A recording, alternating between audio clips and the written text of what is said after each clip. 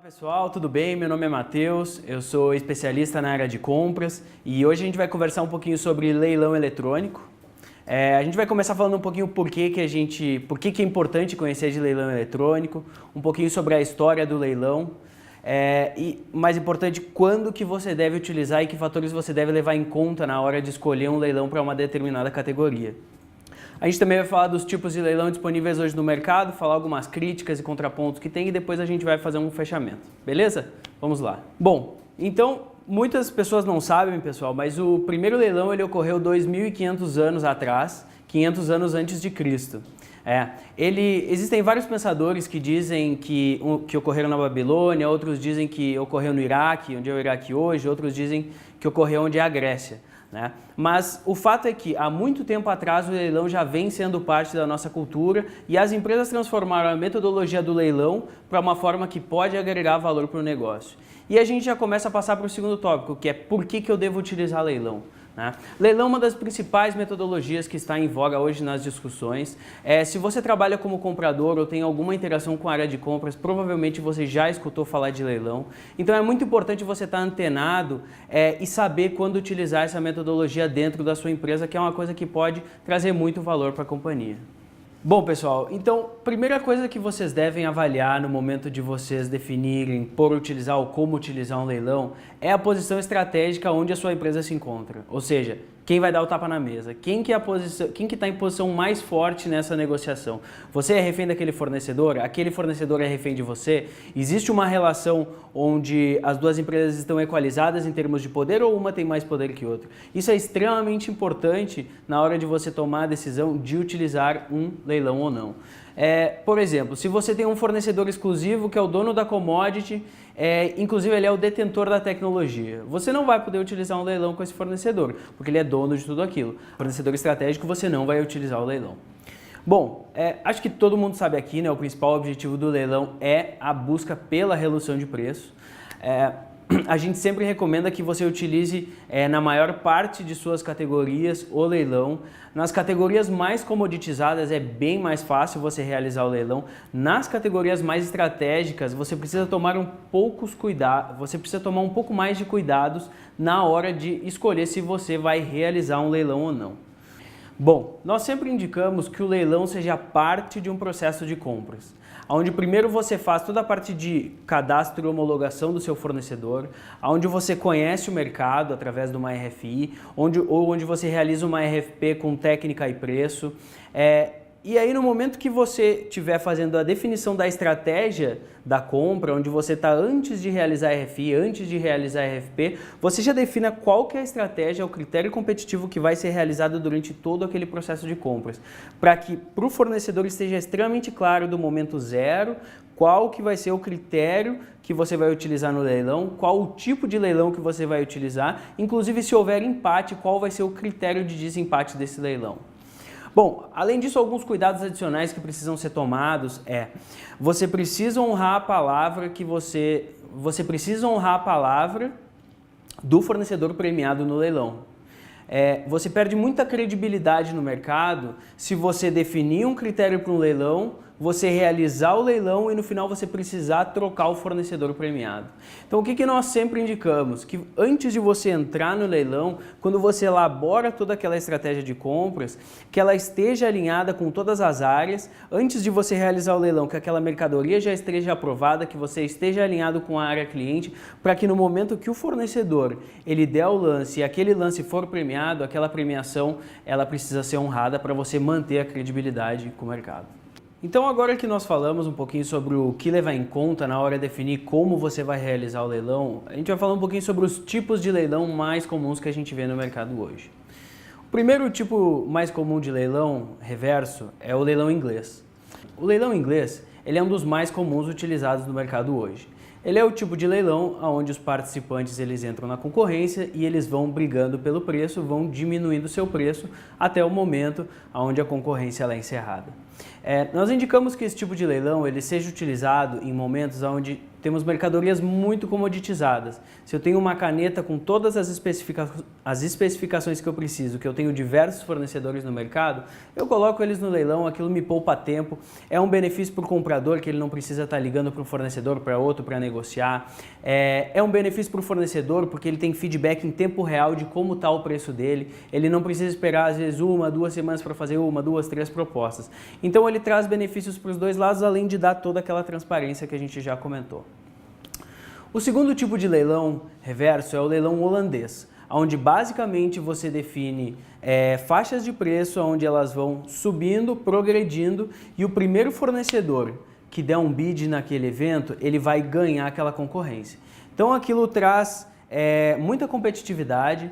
Ele é utilizado onde você pode ter muitos ou poucos fornecedores, mas ele é mais utilizado quando você tem preços onde não são parelhos, onde você precisa utilizar a equalização por baixo. Logicamente, o fornecedor já está qualificado tecnicamente, ele já passou por todos os processos de homologação, e aí você começa com preço muito baixo, você define as camadas de quanto em quanto tempo o preço vai aumentar, e o primeiro fornecedor que der o bid, ele vai ser o fornecedor premiado.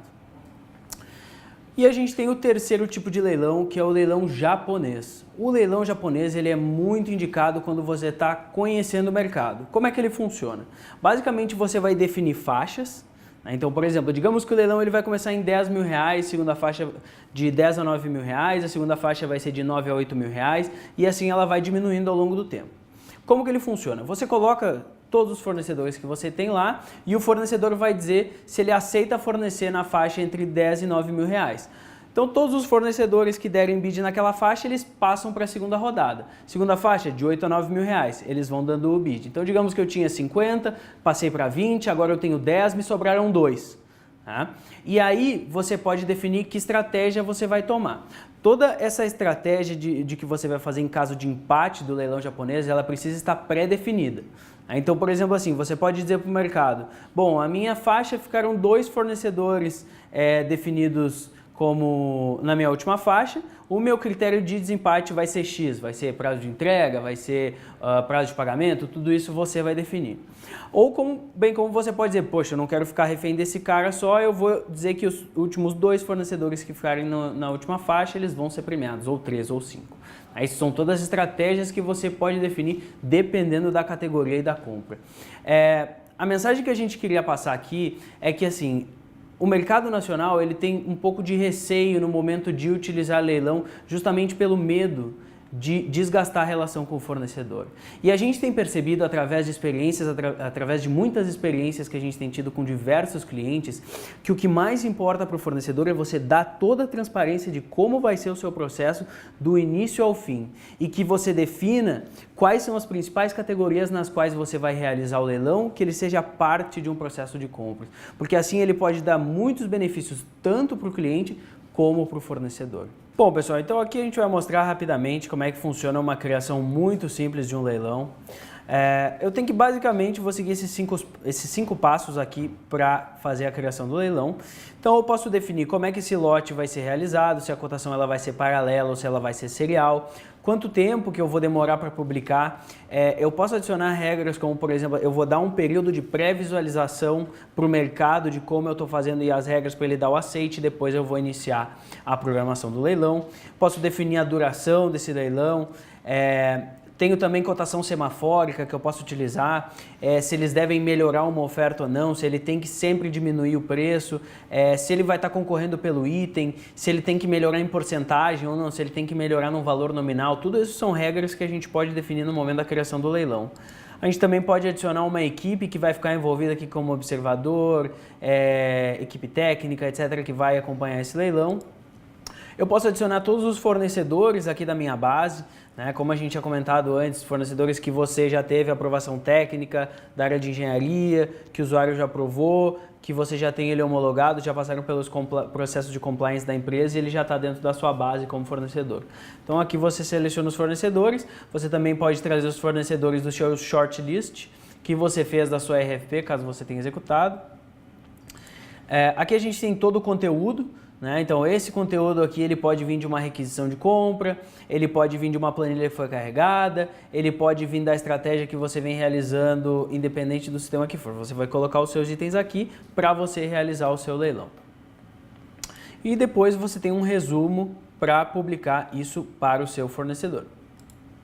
Bom, então aqui você já consegue acompanhar, né? Essa visualização eu acho ela bem legal, pessoalmente, porque ela traz muita transparência do que está acontecendo, né? O painel de ofertas ele mostra o item que você tá fazendo o leilão, e aqui você pode ter, aqui essas duas linhas ficaram juntas porque eu defini os parâmetros do item igual, mas basicamente você pode ter um preço teto, que nesse caso eu defini como R$1, e depois você pode ter um preço histórico, né, para você comparar o seu saving, do seu baseline ou o seu cost avoidance. E aqui embaixo você tem o seu preço de reserva, né, que é o quanto que é o máximo que eu vou pagar por aquilo. Se fossem valores, eu coloquei o preço de reserva e o preço histórico como o mesmo, porque se for o mesmo preço eu vou pagar, se não for, aí eu não vou pagar. Mas você poderia colocar linhas diferentes. E aqui estão os participantes junto com os bids que eles foram dando. Então nós vamos acessar aqui como fornecedor agora e mostrar para vocês como é que o fornecedor tem essa visualização. Bom, deixa eu só atualizar aqui a minha tela, eu já vou trazer esse leilão. Aqui eu tenho toda a relação do meu fornecedor através do portal e ele pode ver que um dos eventos em aberto é o leilão de canetas, que a gente acabou de criar.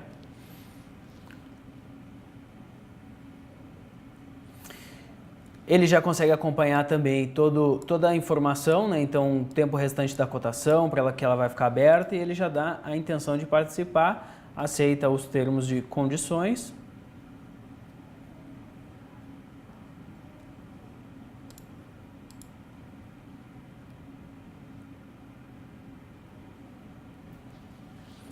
E ele já está dentro do leilão. Então ele pode escolher, bom, eu quero que o sistema reduza uma oferta para mim, ou ele mesmo vai dar o preço dele. Então ele vai dar aqui 89 centavos.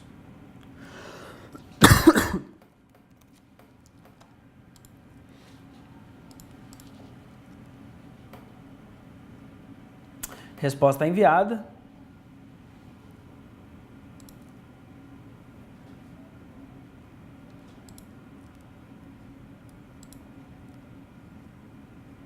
Aí o que acontece? O fornecedor do lado dele, ele também pode acompanhar o mesmo gráfico, se o comprador definiu ou não, né? E da mesma forma que vai aparecendo os bids aqui, vai aparecendo os bids do outro fornecedor. Então eu vou voltar agora como cliente e mostrar para vocês como é que é a visão do comprador.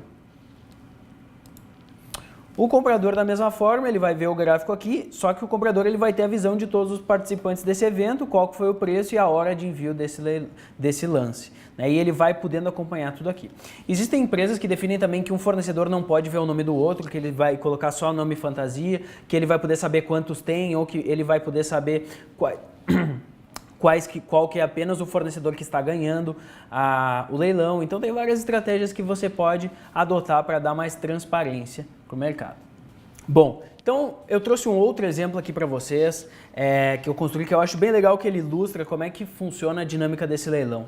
Aqui, basicamente, eu estou comprando uma frota de 36 ônibus e eu estou fazendo o leilão de uma taxa de juros de financiamento. Quanto que o mercado escolhe, qual a taxa de juros que o mercado escolhe me passar para eu fazer o financiamento dessa frota de ônibus, que são 36. Né? Então aqui eu consigo ver o painel de bids, eu consigo ver com total transparência quais foram os fornecedores. Essa cor ela tem consistência com essa outra cor que aparece aqui dos lances. A taxa de juros que foi me sendo passada, né, ou o preço poderia ser, qual foi a hora de envio. Então eu consigo fazer todo o acompanhamento disso como comprador. Bom, pessoal, então era isso que eu tinha para compartilhar com vocês. Espero que vocês tenham gostado. Leilão para mim é uma coisa que eu acho sensacional, uma coisa que traz muito benefício, e fiquei muito feliz de entregar essa palestra rápida para vocês sobre a utilização de leilão e sobre o que a gente tem visto no mercado. Isso aí, muito obrigado. Tchau, tchau, até a próxima.